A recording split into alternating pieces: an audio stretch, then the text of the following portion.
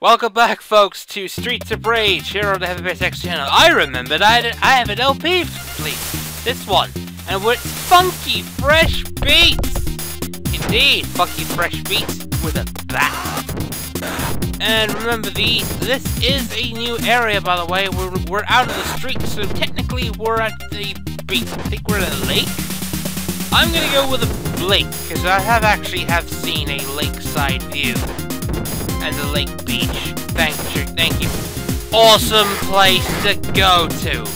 Highly recommended, especially for foreigner. I have to thank David for that. Anyway, the best thing about this the baseball bat weapon here is that you can basically start throwing out and right. And now we move on to a female dominatrix enemy. Yes. This is the sort of shit that you get to see in frickin' old school 90s games where it was not a problem then, but unfortunately, thanks to third wave feminazis, it's become a big fucking issue. Thank you very much, sir. Thank you very much, Nazis. Thank you very much.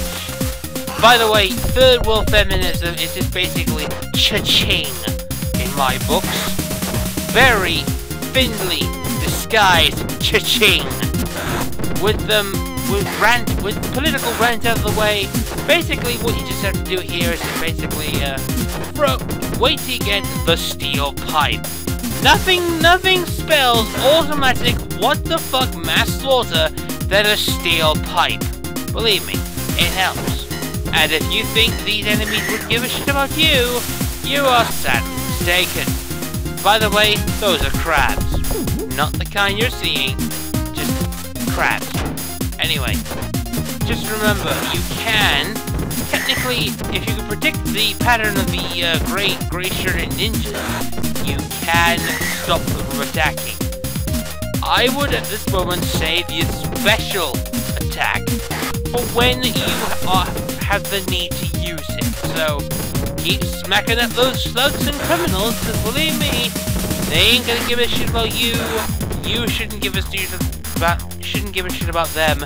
After all, we are fighting in the streets of rage. After all, I kind of prefer the sequel because it was actually one of the finest beat 'em ups to.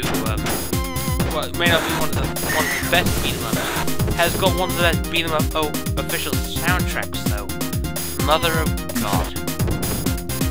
Not giving credit to Streets of Rage this one because it does actually have the iconic Streets of Rage theme, but everyone knows the sequel had one of the better soundtracks in the series. In fact, if not one in Mega Drive's fantastic lineup.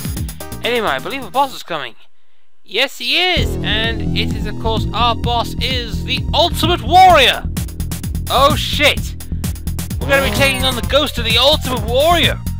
Look at him! He is a fucking wrestler!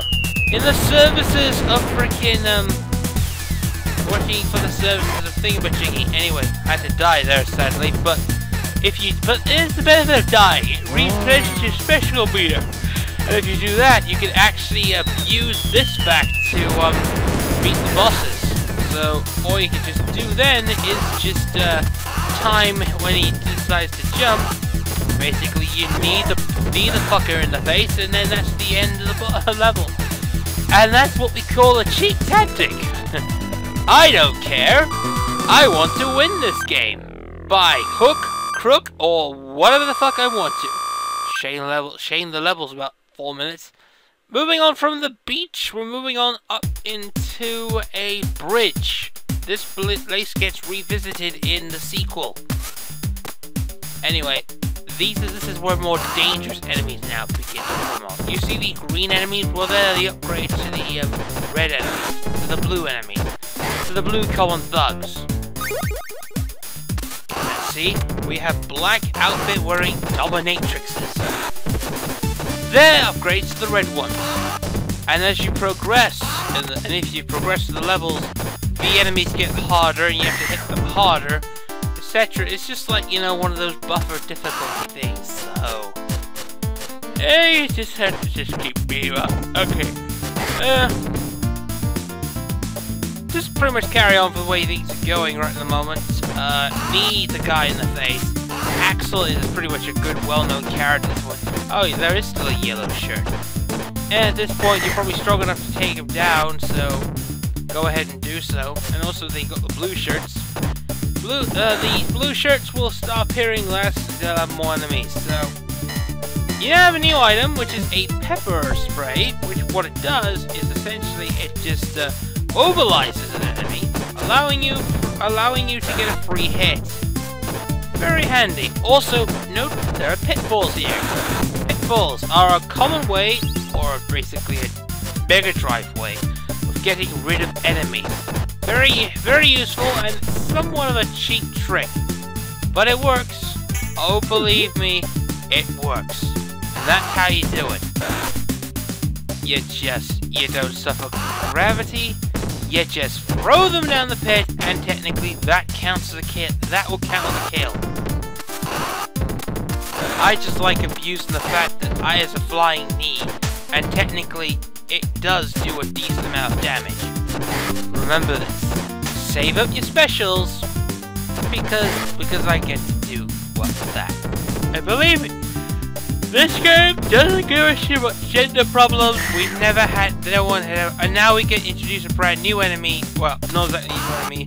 The return of Chuckles, the fire stuff. Chuckles, the fire juggler. Yeah, I'll just call him Chuckles. Chuckles, the fire juggler. For he is mid-40s and is have a shitty life. But unfortunately, he just juggles fire because he's got nothing else to do. Juggles fire and basically goes home to a crappy jail that he lives inside an igloo or something, I don't know.